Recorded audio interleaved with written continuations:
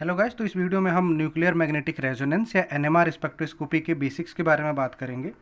और हम एक शॉर्ट रिवीजन करा रहे हैं जो कि आपके एमएससी के सिलेबस के लिए या नेट या गेट के लिए जो है फास्ट रिवीजन की तरह यूज हो सकता है। तो हम काफ़ी ज़्यादा डीप नहीं पढ़ेंगे, हम पॉइंट टू पॉइंट चीज़ों को रिवाइज करेंगे। बहुत शॉर्ट में हम इसे कवर करने की कोशिश करेंगे। तो स्टार्ट करते हैं।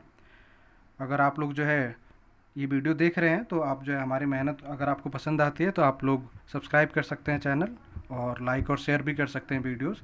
अभी चैनल का स्टार्टिंग है तो शायद हमें जो है आपके सपोर्ट की ज़रूरत है काफ़ी ज़्यादा।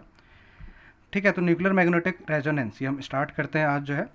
तो नाम से इसमें आपको दिख रहा होगा कि न्यूक्लियर वर्ड आ रहा है। ठीक है, न्यूक्लियर से रिलेटेड ही स्पेक्ट्रोस्कोपी है, पहली चीज़ जो आपको ध्यान रखनी है। ठीक है, और इसमें जो है मैग्नेटिक वर्ड भी आया। मैग्नेटिक वर्ड का मतलब मैग्नेट का यूज़ होना है, और इनका यूज़ करके हमें रेजोनेंस कराना है। रेजोनेंस का मतलब जो उसमें मोशन होगा न्यूक्लियस का या किसी का भी। ठीक है, तो इसे हम न्यूक्लियर मैग्नेटिक रेजोनेंस कह रहे हैं, यानी इसमें जो न्यूक्लियस होगा वो magnetic field, external magnetic field हम अप्लाई करेंगे, और उसके कारण जो है न्यूक्लियस में कुछ चेंजेस होंगे, और उसके कारण जो है रेजोनेंस हम कराएंगे उनको और फिर स्टडी करेंगे। तो इसके लिए सबसे पहले जो हम इलेक्ट्रोमैग्नेटिक रेडिएशन यूज़ करते हैं, वो इलेक्ट्रोमैग्नेटिक रेडिएशन जो है जनरली इसमें रेडियो वेव्स का यूज़ हम जनरली करते हैं। ठीक है, रेडियो वेव्स जो जिनकी एनर्जी मिनिमम होती है, आपको ध्यान रखना है। और ये क्या करते हैं, न्यूक्लियर स्पिन का ट्रांजिशन करते हैं। न्यूक्लियर स्पिन होती है, न्यूक्लियर स्पिन का ट्रांजिशन होता है, यानी हायर से लोअर तक एनर्जी जाएगी, और उस कारण जो है उसके हायर से लोअर एनर्जी जाने के लिए जो है हमें लोअर से हायर एनर्जी जाएगी, और इसके लिए हमें एब्जॉर्प्शन करना पड़ेगा एनर्जी का, यानी ये भी एक एब्जॉर्प्शन स्पेक्ट्रोस्कोपी का एक टाइप है। ठीक है, फिर इसके बाद हम जो है बेसिक बेसिक बात करेंगे सिलेक्शन रूल क्या है एनएमआर के लिए। तो सिलेक्शन रूल की बात करें तो हमने कहा न्यूक्लियर स्पिन क्वांटम नंबर इसके लिए सिलेक्शन रूल डिसाइड करता है। आई से हम इसे रिप्रेजेंट करते हैं। अगर न्यूक्लियर स्पिन की वैल्यू जीरो है, यानी स्पिन अब्सेंट है, तो एनएमआर इनएक्टिव होता है हमारा न्यूक्लियस। और अगर जो है स्पिन प्रेजेंट है तो एनएमआर एक्टिव होता है, यानी आई की वैल्यू अगर जीरो नहीं है तो स्पिन प्रेजेंट है और एनएमआर एक्टिव है। कुछ मैंने यहाँ पे जो है ये बताए हुए हैं। एटॉमिक नंबर और मास नंबर से आप कैसे डिसाइड कर सकते हैं तो कि न्यूक्लियर स्पिन क्या है। तो अगर हम एटॉमिक नंबर मास नंबर दोनों इवन है, जैसे कार्बन 12 में होता है, तो ये एनएमआर इनएक्टिव है। लेकिन अगर एटॉमिक नंबर इवन और मास नंबर ऑड हो जाता है, या फिर atomic number odd mass number odd, या फिर एटॉमिक नंबर ऑड और मास नंबर इवन, इन तीनों ही केसेस के लिए एक्टिव आते हैं हमारे पास, जो कि अलग अलग एग्जांपल्स मैंने लिखे हुए। आई की वैल्यूज अलग अलग हो सकती हैं। आई की वैल्यू 1 भी हो सकती है, हाफ भी हो सकती है, 3/2 हो सकती है, 5/2 हो सकती है, कुछ भी हो सकती है। फिर total number off spin states की बात करके कितनी स्पिन स्टेट्स एग्जिस्ट करेंगी किसी भी न्यूक्लियस के लिए, तो उसका फॉर्मूला मैंने लिखा हुआ है कि अगर आई जो है न्यूक्लियर स्पिन को दिखा रहा है तो total number of nuclear spin 2i+1 होगा। और उनकी वैल्यूज कहाँ से कहाँ तक होंगी, +i से -i तक। ठीक है, जैसे हाइड्रोजन की बात करें तो हाइड्रोजन की स्पिन हाफ होती है, तो इसकी स्पिन स्टेट्स अगर आई की वैल्यू हाफ रख के चेक करेंगे तो 2 आएगी। कार्बन 13 के लिए भी आई की वैल्यू हाफ होती है, तो इसकी स्पिन की वैल्यू भी 2 आएगी। जबकि नाइट्रोजन की आई की वैल्यू 1 होती है, तो स्पिन स्टेट्स 3 आएंगी। तो आपको ये जो है बेसिक पार्ट ध्यान रखना है। फिर इसके बाद हम बहुत ज़्यादा डीप नहीं पढ़ने वाले हैं इस चैप्टर को, अभी जो है हम शॉर्ट में रिवीजन कर रहे हैं। तो इसमें हम नेक्स्ट देखते हैं सीधा डायरेक्ट केमिकल शिफ्ट जो है। तो केमिकल शिफ्ट क्या होता है, इसे हम डेल्टा से रिप्रेजेंट करते हैं, और इसकी एसआई यूनिट हर्ट्ज होती है, आपको ध्यान रखना है। SI units of chemical shift is hertz. Generally हम पॉजिटिव वैल्यूज़ को लेते हैं, और इसमें जो हम रेफरेंस यूज़ करते हैं, ठीक है, नहीं एक ऐसा कंपाउंड जिसे हम रेफरेंस लेके और बाकी की केमिकल शिफ्ट को मेजर करेंगे, वो होता है टेट्रामिथाइल सिलेन। इसे हम स्मॉल में शॉर्ट में टीएमएस से भी रिप्रेजेंट कर सकते हैं। ठीक है, और डेल्टा निकालने की वैल्यू जो है, ये डेल्टा निकालने का फॉर्मूला मैंने लिखा हुआ है। डेल्टा जो फ्रीक्वेंसी ऑफ एच जिसका हम निकाल रहे हैं, और फ्रीक्वेंसी ऑफ टीएमएस जो हमने माना होगा, divided by frequency of operating जो हमारे पास मशीन है उसकी फ्रीक्वेंसी, इसे हम डिवाइड कर देंगे। जैसे एक एग्जांपल की थ्रू आप लोग समझ सकते हैं कि अगर केमिकल शिफ्ट की वैल्यू 2 ppm है, जनरली हम ppm में मेजर करते हैं, ध्यान रखना केमिकल शिफ्ट। और अगर ऑपरेटिंग फ्रीक्वेंसी 150 मेगाहर्ट्ज है, तो हमें जो है हमें जो है इसमें फ्रीक्वेंसी ऑफ H2 गैस बताना है। ठीक है, तो आप लोग ये कैलकुलेट कर सकते हैं ये ऊपर वाला फॉर्मूला लगा के। जनरली हम फ्रीक्वेंसी ऑफ टीएमएस अगर नहीं दिया तो इसकी वैल्यू को 0 लेते हैं, ये ध्यान रखना है आप लोगों को। ठीक है, फिर इंस्ट्रूमेंटेशन की हम बात नहीं करेंगे। इसके बाद हम डायरेक्ट जो है केमिकल शिफ्ट वैल्यूज़ की बात करेंगे, जो कि मैंने कुछ जनरल वैल्यूज़ यहाँ पे लिखी हुई हैं। अगर आप लोग यहाँ पे देख पा रहे हैं तो इस टेबल में ये मैंने 0 1 2 3 4 5 6 7 8 9 10 11 12 तक की नंबरिंग की है। और अगर हम ढंग से देखें तो ये sp3 हाइब्रिडाइज्ड जो कार्बन है, इसकी केमिकल शिफ्ट की वैल्यू सबसे कम होती है। जनरली जो हम कहते हैं 1 डिग्री अगर है sp3 हाइब्रिडाइज्ड कार्बन तो इसकी वैल्यू 0.9 होती है। अगर 2 डिग्री है तो इसकी वैल्यू 1.3 होती है, और अगर 3 डिग्री है तो 1.7 के आसपास होती है। ठीक है, फिर इसके बाद जो है हम ट्रिपल बॉन्ड यानी जो sp हाइब्रिडाइज्ड कार्बन है, ठीक है, sp हाइब्रिडाइज्ड कार्बन की इसके बाद वाली वैल्यू होती है, और वो जनरली जो है 2.5 के आसपास हम जनरली लेते हैं। ठीक है, फिर इसके बाद जो वैल्यू आती है वो sp 2 हाइब्रिडाइज्ड कार्बन की आएगी, जो कि जनरली 4 और 5 के आसपास होती है।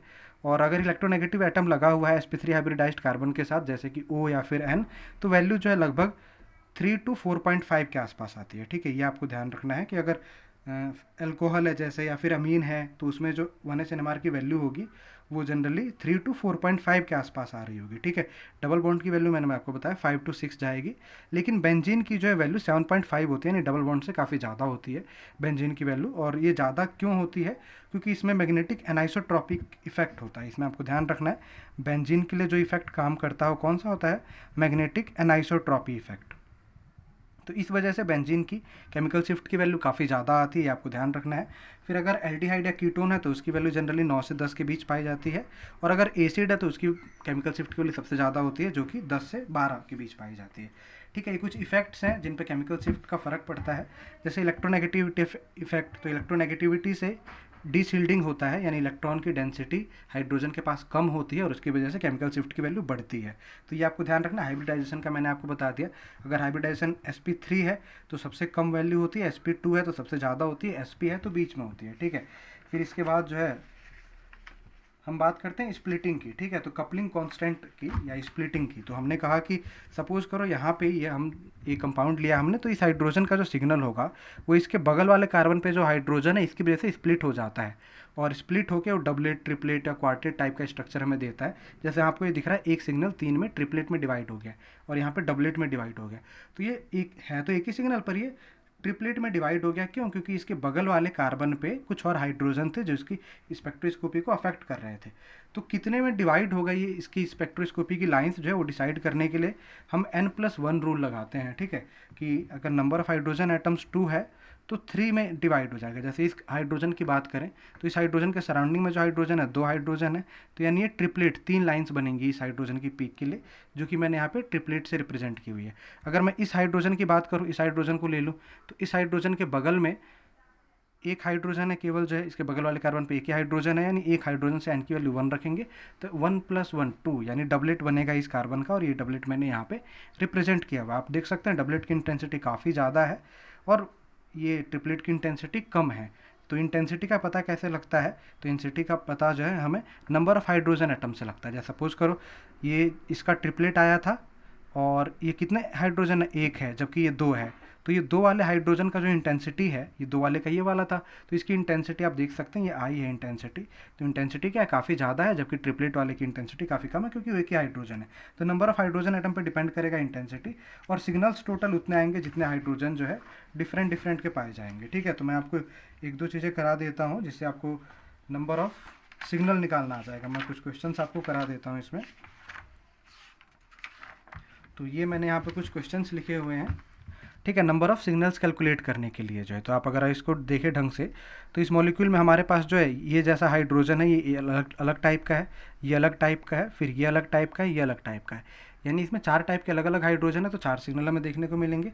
इसको अगर आप देखें तो मॉलिक्यूल में हम देख सकते हैं सेंटर ऑफ सिमेट्री अवेलेबल है, यानी हम इसको यहाँ से कट कर सकते हैं।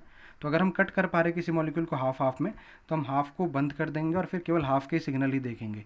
तो एक सिग्नल इस हाइड्रोजन की वजह से और एक सिग्नल इस हाइड्रोजन की वजह से, इन टोटल मिला के 2 सिग्नल आएंगे इसमें जो। इस तरीके से मैंने बाकी भी लिखे हुए हैं, अगर आपको करने हैं तो आप लोग स्क्रीनशॉट लेके और इनकी प्रैक्टिस कर सकते हैं। आंसर्स मैंने लिखे हुए इनके जो है, अभी हमें शॉर्ट में रिवाइज करना, तो इसलिए मैं ज़्यादा डीपली सारे क्वेश्चंस की प्रैक्टिस नहीं करा रहा हूँ। 1-2 चीज़ आपको बस ध्यान जो ये रखनी है कि जो ये डबल बॉन्ड है, ठीक है, डबल बॉन्ड की एकदम मैं प्रैक्टिस करा देता हूँ आपको। तो डबल बॉन्ड में देखो, जो ये वाला हाइड्रोजन है इसका एनवायरनमेंट अलग है। इसके हाइड्रोजन के एनवायरनमेंट की बात करें तो एक तरफ हाइड्रोजन है, दूसरी तरफ भी हाइड्रोजन है, जबकि इस वाले हाइड्रोजन का अलग एनवायरनमेंट है। इसके एक तरफ हाइड्रोजन है, दूसरी तरफ क्लोरीन है, यानी इन दोनों का सिग्नल अलग आएगा और इसका अलग आएगा क्योंकि इसके बगल में एक क्लोरीन है। तो 3 सिग्नल आएंगे इसके टोटल जो है। तो ये ध्यान रखना है कि सिस और ट्रांस के जो हाइड्रोजन होंगे या जो अगल बगल के हाइड्रोजन होंगे, उन दोनों का सेम सिग्नल नहीं आता, उनका अलग अलग सिग्नल आता है अगर कोई भी हेटेरोएटम प्रेजेंट है तो। ठीक है, तो ये आपको एक चीज़ ध्यान रखनी है इसमें, और डबल बॉन्ड वाले प्रैक्टिस कर लेना आप लोग जो है इसमें। तो ये नंबर ऑफ सिग्नल निकालने वाले क्वेश्चन आ सकते हैं इसमें। और फिर इसके बाद आपको ये ध्यान रखना है कि केमिकल शिफ्ट की वैल्यू टीएमएस के लिए जो है 0 हम मान के चलते हैं। हमने बताया था कि टीएमएस क्या है? रेफरेंस है। तो टीएमएस के लिए जो है केमिकल शिफ्ट की वैल्यू हम जनरली 0 को कंसिडर करते हैं। ठीक है, तो ये पॉइंट आपको ध्यान रखना है यहाँ से। फिर इसके बाद हम जो है कार्पलस इक्वेशन पढ़ेंगे नेक्स्ट वीडियो में। Thank you.